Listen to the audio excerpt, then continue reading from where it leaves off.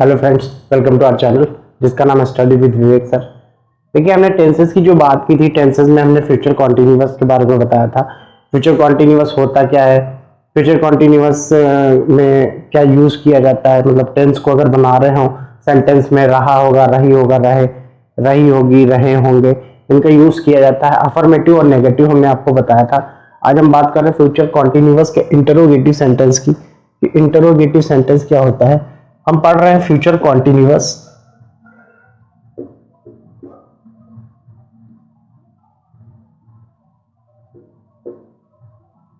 Future continuous में हम आज बात करेंगे इंटरोगेटिव की। इंटरोगेटिव होता क्या है,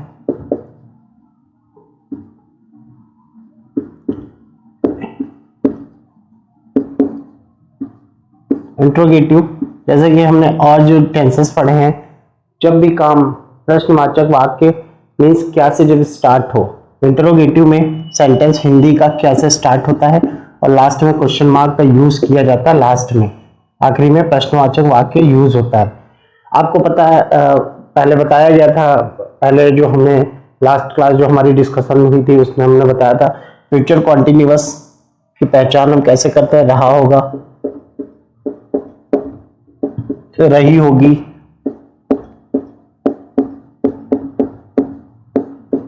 रहे होंगे, रहे होंगे, ये सब इन लास्ट वाक्य के अंत में इनका यूज होता है। मतलब ये आते हैं जब हम वाक्य हिंदी में बोल रहे हैं। जो मोहन खेल रहा होगा, मोहन विल बी प्लेइंग, है ना, वो अफर्मेटिव का था। हम क्या इंटरोगेटिव सेंटेंस में हम क्या और क्वेश्चन मार्क दोनों का यूज करते हैं। सबसे पहले इसको बनाने का जो रूल होता है वो समझ लेते हैं, ठीक है। हेल्पिंग वर्ब प्लस सब्जेक्ट, फिर बी, फिर मेन वर्ब की first form plus ING and then object, और उसके बाद हम यूज करते हैं क्वेश्चन मार्क का। ये हमारा इंटरोगेटिव का रूल कंप्लीट होता है, ठीक है। एक सेंटेंस से समझते हैं। हमने कहा क्या राम सो रहा होगा।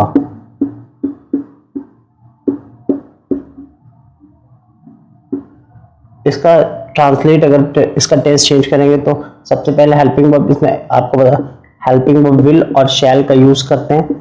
शैल आपको पता है किसके साथ यूज होता है, शैल आई और वी के साथ यूज होता है, और विल बाकी सभी जितने भी सब्जेक्ट होंगे उनका यूज होगा, उनके साथ यूज होगा, ठीक है। तो यहाँ राम है, राम के साथ हम विल का यूज करेंगे ना कि शैल का, ठीक है। तो will Ram be playing, sorry, क्या राम सो रहा होगा, will Ram B sleeping, will Ram B sleeping. क्या मैं सो रहा हूंगा, तो क्या होगा, क्या मैं सो रहा हूंगा,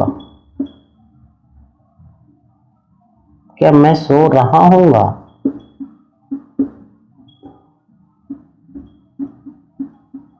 तो शैल, अब यहां पे शैल का use, shall I be sleeping, यहां पे अब शैल का यूज करेंगे क्योंकि आई और वी के साथ हम किन का यूज करते हैं, आई और वी जब सब्जेक्ट है तो हम शैल का यूज करते हैं, बाकी सभी के साथ हम विल का यूज करते हैं। जब हम राम की बात करें तो यहाँ पे हम विल का यूज करेंगे एज अ हेल्पिंग वर्ब, और ये बनाने का क्या है, ये रूल होता है इंटरोगेटिव सेंटेंस बनाने का रूल, ठीक है। क्या मोहन कपड़े धो रहा होगा, will Mohan be washing clothes. क्या मोहन कपड़े खरीद रहा होगा, will Mohan be purchasing clothes. क्या मोहन कपड़े सिल रहा होगा, विल मोहन बी सिलने को स्टिच, तो स्टिचिंग क्लोथ्स, ठीक है। तो ये हुआ इंटरोगेटिव। अब हम बात करते हैं इंटरोगेटिव नेगेटिव की। इंटरोगेटिव नेगेटिव क्या होता है, उसमें क्या और नहीं दोनों का यूज होता है। क्या और नहीं दोनों आते हैं, इसीलिए हम उसको इंटरोगेटिव सेंटेंस बोलते हैं। ठीक है, इंट्रोगेटिव नेगेटिव सेंटेंस बोलते हैं। इंट्रोगेटिव नेगेटिव सेंटेंस को हम डबल इंट्रोगेटिव भी बोलते हैं।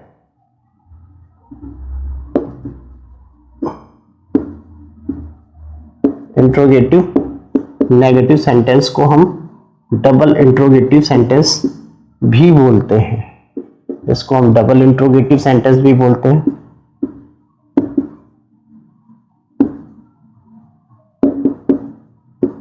सेंटेंस भी बोलते हैं। ठीक है, इसका बनाने का जो रूल होता है, सबसे पहले है हेल्पिंग वर्ब, वही हेल्पिंग वर्ब शैल या विल, फिर सब्जेक्ट, फिर नॉट, फिर बी,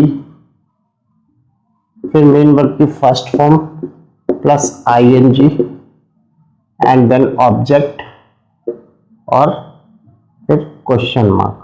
ये इंटरोगेटिव नेगेटिव का रूल होता है, डबल इंट्रोगेटिव का रूल होता है। ठीक है, सबसे पहले सब्जेक्ट का यूज करते हैं, सॉरी हेल्पिंग वर्ब का यूज करते हैं। हेल्पिंग वर्ब शैल या विल, अगर शैल किस आई और वी है तो हम शैल का यूज करेंगे, मतलब मैं और हम के लिए हम शैल का यूज करते हैं, बाकी सभी के साथ हम विल का यूज करते हैं। ठीक है, अब हम एक सेंटेंस, क्या मोहन नहीं खेल रहा होगा, एक सेंटेंस के रूप में समझते हैं। क्या मोहन नहीं खेल रहा होगा, नहीं खेल रहा होगा, तो इसका क्या बनेगा, विल मोहन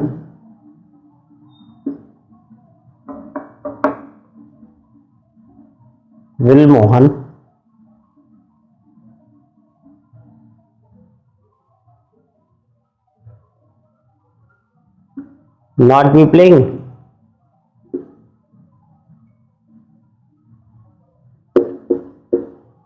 ठीक है। क्या मैं नहीं खेल रहा हूंगा, will I be not playing,